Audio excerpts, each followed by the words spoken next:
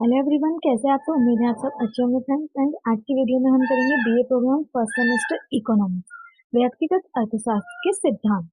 First, इसका हम first chapter करेंगे आज। फर्स्ट चैप्टर है अर्थव्यवस्था की केंद्रीय समस्याएं। अर्थव्यवस्था की केंद्रीय समस्याएं, central problem of an economy. मानवीय इच्छाओं को संतुष्ट करने के लिए भौतिक साधनों के उत्पादन, वितरण एवं उपभोग से संबंधित संस्थागत व्यवहार ही किसी आर्थिक प्रणाली का विशिष्ट लक्षण है। किंतु ऐसी किसी भी प्रणाली के मूल में सदैव ही कुछ सामान्य आर्थिक समस्याएं पाई जाती हैं। यद्यपि प्रत्येक आर्थिक प्रणाली की अपनी विशेषता होती है, फिर भी ये आर्थिक समस्याएं ऐसी हैं जो कि सभी अर्थव्यवस्थाओं में पाई जाती हैं। मानवीय इच्छाओं को पूरा करने के लिए, उन्हें संतुष्ट करने के लिए, उनके लिए भौतिक संसाधनों के उत्पादन, वितरण और उपभोग से संबंधित जो संस्थागत व्यवहार होते हैं, उनमें किसी भी आर्थिक प्रणाली का विशेष लक्षण होता है। किंतु जो ऐसी प्रणालियां होती हैं कि किसी भी प्रकार की प्रणाली होती है, उनमें मूल सदैव कुछ सामान्य आर्थिक समस्या पाई ही जाती है। प्रणालियों उसमें आर्थिक समस्या पाई ही जाती है क्योंकि संसाधन सीमित है और संसाधनों का डिस्ट्रीब्यूशन सभी के लिए होना है, इसीलिए आर्थिक समस्या पाई जाती है किसी भी प्रणाली में। सभी आर्थिक समस्याओं की जड़ अल्पता है। किसी भी अर्थव्यवस्था को, चाहे वे सरल हो या जटिल, कोई भी अर्थव्यवस्था हो, चाहे वो सरल हो या जटिल हो, विकसित हो या अल्प विकसित हो, चाहे जो कोई भी जो अर्थव्यवस्था है, इकोनॉमी है, वो जटिल हो या सरल हो, या तो विकसित है या अल्प विकसित है, मुक्त हो या नियंत्रित हो, इन तीन मूलभूत तथ्य परस्पर संबंधित इंटरडिपेंडेंट आर्थिक समस्याओं का सामना करना पड़ता है। इन सभी में आर्थिक समस्याओं का सामना करना पड़ता है। नंबर एक, वस्तुओं तथा सेवाओं को उत्पादन किया जाए तथा कितनी मात्रा में। किन वस्तुओं का उत्पादन करना है, किन वस्तुओं का प्रोडक्शन करना है और कितनी मात्रा में करना है। कि प्रोडक्शन तो हमें करना है, लेकिन वो कितनी मात्रा में करना है। ऐसा तो नहीं कि ज्यादा कर दें और उसका यूज ना हो, या कम हो जाए, डिमांड ज्यादा है और सप्लाई कम हो। इसलिए ये देखना होता है किन किन वस्तुओं का उत्पादन करना है, किन वस्तुओं का प्रोडक्शन करना है और कितनी मात्रा में करना है, जिससे कि वो सभी को उपलब्ध हो सके। और दूसरा होता है इसमें कि किस प्रकार से इन वस्तुओं का उत्पादन किया जाए, इन सेवाओं को का उत्पादन किया जाए, यानी कि किन वस्तुओं का, किन जो चीजें हैं उनका उत्पादन करना है और उनकी सेवाएं देनी है, जिससे कि विधियों या किन तकनीकों या किन साधनों के मिश्रण से इनका उत्पादन किया जाए। थर्ड आ जाती है किस प्रकार उत्पादित वस्तुओं का समाज के सदस्यों में वितरण किया जाए, अर्थात किन लोगों के लिए वस्तुओं और सेवाओं का उत्पादन किया जाए। और थर्ड आ जाता है इसमें कि किस प्रकार से जो वस्तुएं हैं उनको समाज में जो सदस्य हैं, जो लोग हैं, उनमें डिस्ट्रीब्यूट किया जाए, उसमें वितरण किया जाए, अर्थात किन लोगों के लिए वस्तुओं और सेवाओं का उत्पादन किया जाए और किन लोगों के लिए जो वस्तुएं हैं, जो सेवाएं हैं, उनका प्रोडक्शन जो है किया जाए। ये भी इसमें आ जाती है समस्या। यदि साधन असीमित होते तथा उनके वैकल्पिक प्रयोग होते, या यदि यह होता कि संसाधन जो है असीमित होते, यानी कि कोई लिमिट ही नहीं है, इतने ज्यादा संसाधन है, या ये क्या होता अगर संसाधन जो है असीमित होते, तो इस प्रकार की समस्या नहीं होती कि किन लोगों के लिए उत्पादन किया करना है, किस प्रकार से उत्पादन करना है, इसका वितरण किस तरह से करना है, ये कोई समस्या नहीं होती। संसाधनों की सीमितता तथा वैकल्पिक प्रयोग की संभावना के कारण ही चुनाव की समस्या पैदा होती है। क्योंकि संसाधन सीमित हैं और संसाधनों को किस प्रकार से उनका वितरण करना है, उनको किस प्रकार से यूज करना है, इसी की जो संभावना है, इसी के कारण समस्याएं जो है पैदा होती हैं। आजकल की दुनिया में मनुष्य आवश्यकताएं जिन्हें की वस्तुओं के उपभोग द्वारा संतुष्ट किया जा सकता है, असीमित है। व्यक्ति की इच्छा की तुलना में विद्यमान संसाधन, अच्छा खाना, कपड़ा, मकान, पढ़ाई लिखाई, मनोरंजन आदि की पूर्ति बहुत ही अपर्याप्त है। व्यक्ति की इच्छा क्या होती है कि उसे अच्छा खाना मिले, कपड़ा मिले, मकान मिले, पढ़ाई लिखाई अच्छी हो सके और वो मनोरंजन कर सके। तो यही जो उसकी इच्छाएं हैं, जो उसकी इच्छाओं को पूरा करने में अपर्याप्तता है, कि उसकी इच्छाओं को पूरा नहीं किया जा सकता, क्योंकि जो संसाधन है वो सीमित है। अगर असीमित होते संसाधन तो ये कोई भी प्रॉब्लम नहीं आती और कोई भी समस्या नहीं होती। मान लीजिए कि अर्थव्यवस्था के पास भूमि, श्रम व पूंजी के रूप में असीमित साधन है। अगर हम मान लेते हैं कि अर्थव्यवस्था के पास जो है पूंजी है और साधन है, श्रम है, तो वो क्या है, असीमित है। ऐसी स्थिति में वहां पर कोई भी आर्थिक समस्या नहीं होगी। अगर सब चीज है, उनके पास पूंजी है, श्रम है और भूमि है, तो उनको किसी भी प्रकार की आर्थिक समस्या नहीं होगी, क्योंकि ऐसी स्थिति में अर्थव्यवस्था पर्याप्त मात्रा में वस्तु तथा सेवाओं को उत्पादन कर सकती है। क्योंकि स्थिति में, ऐसी स्थिति में क्या होगा, अर्थव्यवस्था जो है पर्याप्त मात्रा में, जितनी मात्रा की जरूरत है, जितनी चीजों की जरूरत है, उस अकॉर्डिंग ही वस्तुओं और सेवाओं का प्रोडक्शन कर सकती है। तो इसमें कोई भी आर्थिक समस्या नहीं होगी, जिससे कि सभी व्यक्तियों की सभी इच्छाओं को व्यक्तिगत तथा सामूहिक रूप से पूरा किया जा सकता है। अगर संसाधन असीमित होंगे तो उससे क्या होगा कि जिन भी व्यक्तियों की जो भी इच्छाएं हैं, व्यक्तिगत इच्छाएं भी और जो सामूहिक इच्छाएं हैं, उनको भी पूरा किया जा सकता है अगर संसाधन असीमित होंगे तो। लेकिन संसाधन क्या है, सीमित है, इसीलिए इन समस्याओं का सामना करना पड़ता है। तथा वहां पर कोई भी आर्थिक वस्तु नहीं होगी, अर्थात कोई भी वस्तु मांग की तुलना में सीमित नहीं होगी। अगर संसाधन असीमित होंगे तो जितनी डिमांड है उससे ज्यादा ही सप्लाई होगी, और ये भी नहीं होगा कि सीमित हो सप्लाई,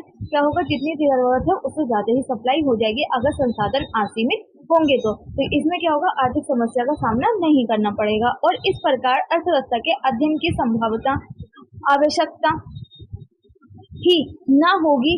सभी वस्तुएं वायु अथवा धूप की भांति निःशुल्क फ्री होंगी। और अगर संसाधन असीमित होंगे तो सभी वस्तु, जिस प्रकार से हम वायु यानी कि हवा लेते हैं, जिस प्रकार से हम धूप लेते हैं निःशुल्क फ्री में, ऐसे ही क्या होगा, हमें संसाधन भी मिलेंगे, यानी कि रोटी, कपड़ा, मकान, पढ़ाई लिखाई, मनोरंजन भी हमें क्या होगा, फ्री में ही मिलेगा अगर हमारे पास संसाधन असीमित होंगे। किंतु वास्तविकता यह है कि व्यक्तियों द्वारा इच्छित वस्तुओं व सेवाओं का थोड़ी मात्रा में ही उत्पादन करना संभव है। लेकिन इसमें हम देखें तो रियलिटी क्या है, रियलिटी यह है कि जिस प्रकार से व्यक्तियों की इच्छा होती है, उनमें उस प्रकार से उनको सेवाओं को, उनकी वस्तुओं को नहीं दिया जा सकता। कम मात्रा में ही उनका उत्पादन करना संभव है, क्योंकि संसाधन क्या है, सीमित है।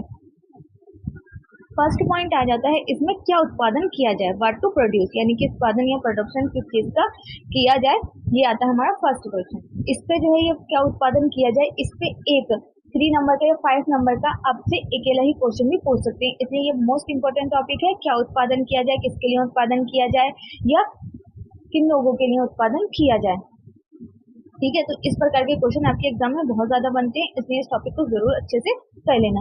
संसाधनों को एक से अधिक प्रकार की वस्तुओं के उत्पादन में प्रयोग किया जा सकता है। संसाधन जो है वो एक प्रकार की वस्तु तो बना ही सकते हैं, उससे ही रिलेटेड कई और प्रकार की वस्तु का भी उत्पादन किया जा सकता है। उदाहरण के लिए श्रम की इकाई को एक भूमि के टुकड़े पर कृषि के लिए भी प्रयोग किया जा सकता है, यानी कि उदाहरण के लिए हम क्या देख सकते हैं कि जो श्रम की इकाई है उसी के भूमि के एक टुकड़े पर कृषि के लिए भी उत्पादन किया जा सकता है, ठीक है। उसी में क्या किया जा सकता है, कृषि के लिए भी उत्पादन किया जा सकता है। ये एक भूमि का टुकड़ा है, ये भूमि का टुकड़ा है, इसी पे क्या है, जो ये भूमि का टुकड़ा, यहाँ तो घर बना दिया और यहाँ क्या की गई है, कृषि। तो एक जो श्रम है, एक जो जगह है, भूमि है, उसी पर क्या किया जा सकता है, दो काम किए जा सकते हैं, उसी पर हम रवि बना सकते हैं, उसी पर हम कृषि भी कर सकते हैं। यानी कि जो कृषि के लिए होती है जमीन, वो उपजाऊ जमीन होती है, उसी पे कृषि की जाती है।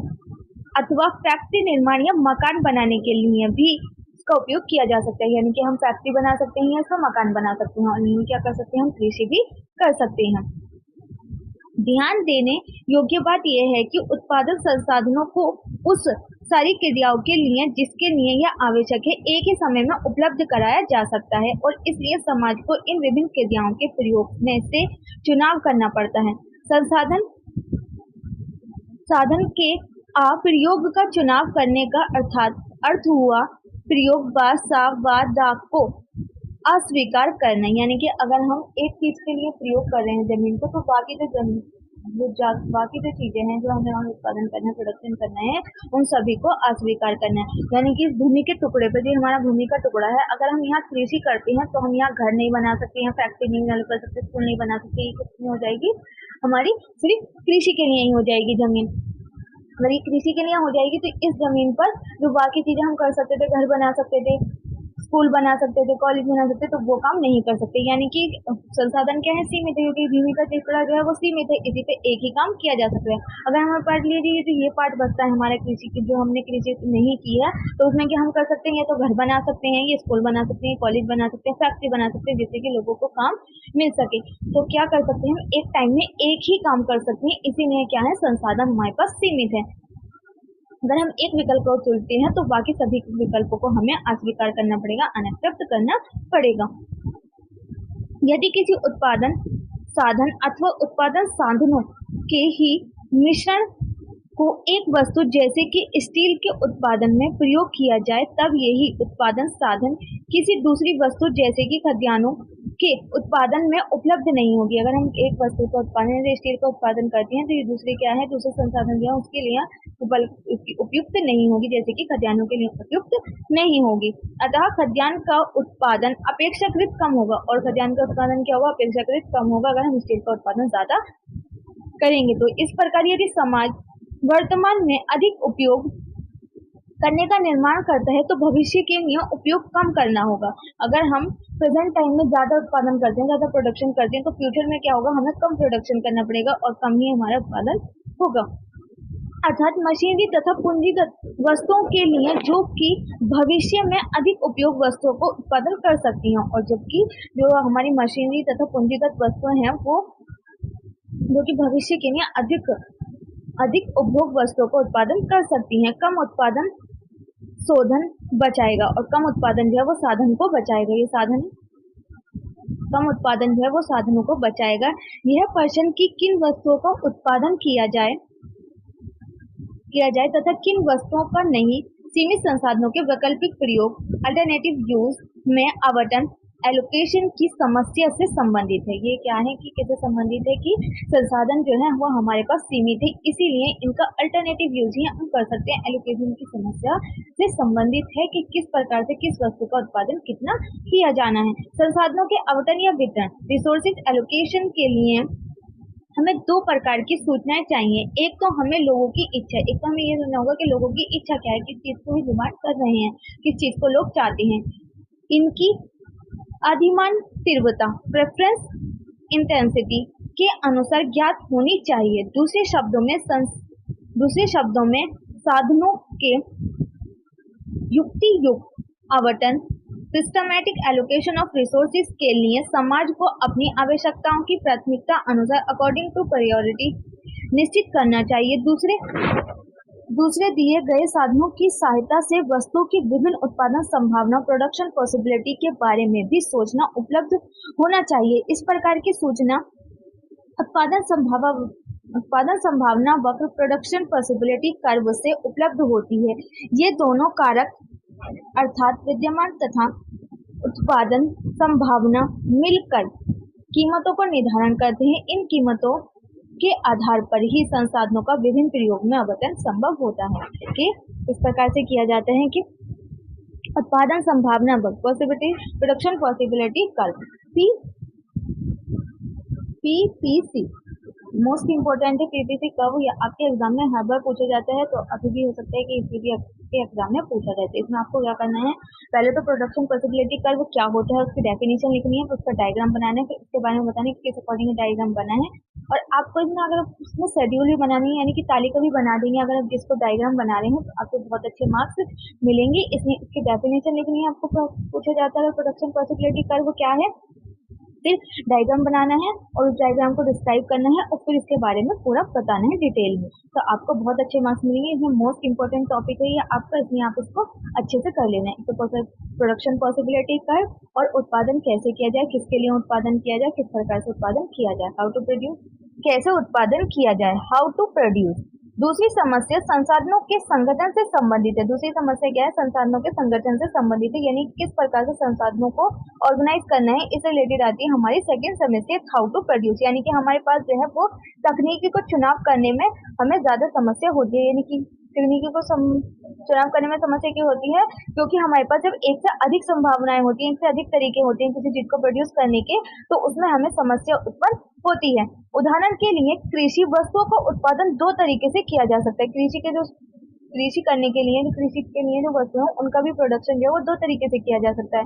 जिसमें कि पहला तरीका क्या है कि अधिक भूमि पर विस्तारित खेती, यानी कि भूमि तो अधिक है लेकिन उस पर हम विस्तारित खेती कर सकते हैं, जिसमें कि मशीनरी और खाद्य जैसे जो संसाधन है वो अल्प मात्रा में प्रयोग किया जा सकता है। यानी कि जो खाद्य और जो मशीनरी है उनका तो हम कम उपयोग करेंगे और हमारी जो भूमि होगी वो ज्यादा होगी, तो उस प्रकार से खेती की जा सकती है। और दूसरा तरीका क्या होता है कि भूमि तो कम होगी, गहन खेती होगी, जिसमें कि खाद्य श्रम व मशीनरी जैसे जो संसाधन है उनका अधिक मात्रा में प्रयोग किया जाएगा कम भूमि पर ही, तो उससे भी प्रोडक्शन किया जा सकता है।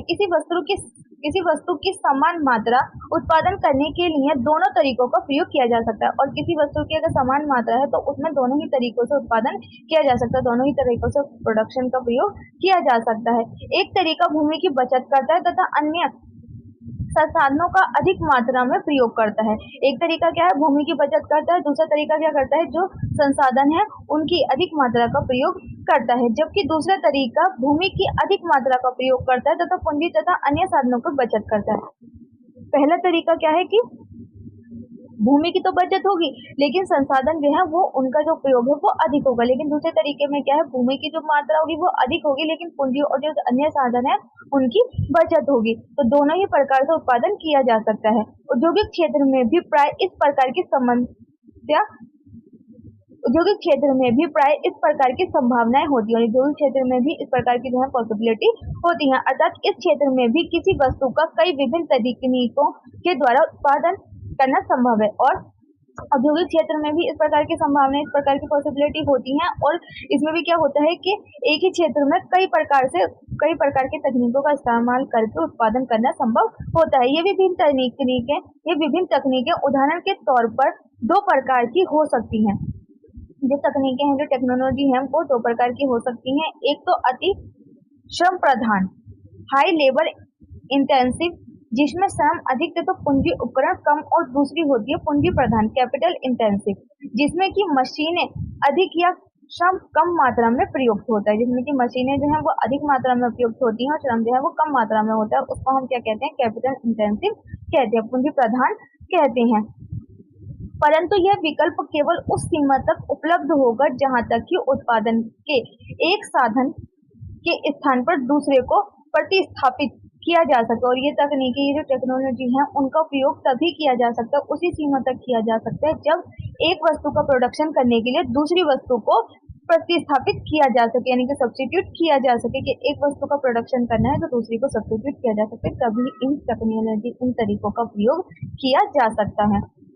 थर्ड आ जाता है आपका किसके लिए उत्पादन किया जाए। क्या हो गया हमारा, व्हाट टू प्रोड्यूस, क्या हमें प्रोड्यूस करना है, किस चीज का उत्पादन करना है। सेकेंड आ जाता है किस प्रकार से उत्पादन किया जाए, किस प्रकार की टेक्नोलॉजी का प्रयोग करके उत्पादन किया जाए। थर्ड आ जाता है किसके लिए उत्पादन किया जाए, किसके लिए उत्पादन करना है। तीसरी समस्या राष्ट्रीय आय के समाज के सदस्यों में वितरण से संबंधित है। तीसरी किससे संबंधित है, राष्ट्रीय आय के समाज के जो सदस्य हैं उनमें किस प्रकार से वितरण, किस प्रकार से डिस्ट्रीब्यूशन किया जाए, उससे रिलेटेड है हमारी थर्ड समस्या कि किसके लिए उत्पादन किया जाए। क्योंकि एक अर्थव्यवस्था केवल सीमित मात्रा में ही वस्तुओं व सेवाओं को उत्पादन कर सकती है, क्योंकि एक अर्थव्यवस्था जो है वो केवल सीमित मात्रा में ही वस्तुओं और सेवाओं का प्रोडक्शन कर सकती है। इसीलिए क्या प्रॉब्लम होती है कि किसके लिए उत्पादन किया जाए। संसाधनों की परिमितता के कारण अतः सभी व्यक्तियों को सभी इच्छाओं को पूर्ण करना संभव नहीं हो पाता। ये जो सभी व्यक्ति हैं उनकी सभी इच्छाओं को पूरा कर दिया जाए ऐसा संभव नहीं हो पाता। ये बात समाज के लिए उपलब्ध वस्तुओं सेवाओं की सीमित मात्रा को विभिन्न व्यक्तियों समुदाय में वितरण करने का आधार ढूंढने की समस्या को जन्म देती है। दूसरे शब्दों में अर्थव्यवस्था को यह निर्णय करना पड़ेगा कि इस सीमित उत्पादन को कौन लोग प्राप्त करेंगे और कितनी मात्रा में, तथा कौन लोग इससे वंचित रहेंगे, अथवा दूसरे शब्दों में किस सिद्धांत के आधार पर राष्ट्रीय उत्पादन का वितरण क्या होगा। यानी कि ये समस्या उत्पन्न होती है। एग्जाम्पल के तौर पर आप समझ सकते हैं कि एक परिवार है, ठीक है, उसमें 5-6 लोग हैं, एक परिवार है उसमें 5-6 लोग हैं, तो उसमें जो है 5-6 लोग जो हैं तो उसी के अकॉर्डिंग क्या करना है कि उसी के अकॉर्डिंग खाना बनेगा, ठीक है, कि किस प्रकार से खाना बनाया जाए कि सबको वो खाना मिल पाए, कि किसके लिए बनाना है, किसके लिए क्या बनाना है। अब एक तो बच्चा है 1 साल का, एक 6 महीने का बच्चा है, बूढ़े हैं, तो उस प्रकार से क्या किया जाता है कि जिसके लिए मतलब तो वो सबको सुटेबल होता है उसी प्रकार से प्रोडक्शन किया जाए, उसी प्रकार से खाना बनाया जाए। तो इसी प्रकार से क्या होता है इकोनॉमी में होता है कि किसके लिए उत्पादन किया जाए और कितनी मात्रा में उत्पादन किया जाए, जिससे कि जो लोग वंचित भी रहेंगे और क्योंकि सभी की इच्छाओं को पूरा नहीं किया जा सकता है, इसलिए उसी के अकॉर्डिंग उनको प्रोडक्शन करना होता है। कि किस सिद्धांत के आधार पर राष्ट्रीय उत्पादन का वितरण होगा, यह देखना होता है किसके लिए उत्पादन किया जाए। ठीक है, अब आ जाता है आपके इसमें उत्पादन संभावना वक्र। फर्स्ट वीडियो में मैंने बताया था कि उत्पादन संभावना वक्र जो है यह आपका मोस्ट इंपोर्टेंट टॉपिक है, इससे क्वेश्चन हर बार एग्जाम में आते। उम्मीद है आपको वीडियो पसंद आई तो वीडियो कैसे लगी कमेंट बॉक्स में लिखकर जरूर बताना। अगर आपको इस रिलेटेड कोई भी क्वेरी रह जाती है तो आप मुझे कमेंट बॉक्स में बता सकते हैं, या आप मुझे इंस्टाग्राम पर भी फॉलो कर सकते हैं। इस पर आपकी जो क्वेरी होगी मैं आपकी क्वेरी ले लूंगी। ठीक है, अगर आपको वीडियो पसंद है तो वीडियो को लाइक शेयर सब्सक्राइब करना ना भूलें, साथ में बेल आइकन को प्रेस करें जैसे कि आने वाली वीडियो की नोटिफिकेशन सबसे पहले आपके पास पहुंचे। मिलते हैं नेक्स्ट वीडियो में, जब तक के लिए stay healthy stay safe. Thanks for watching.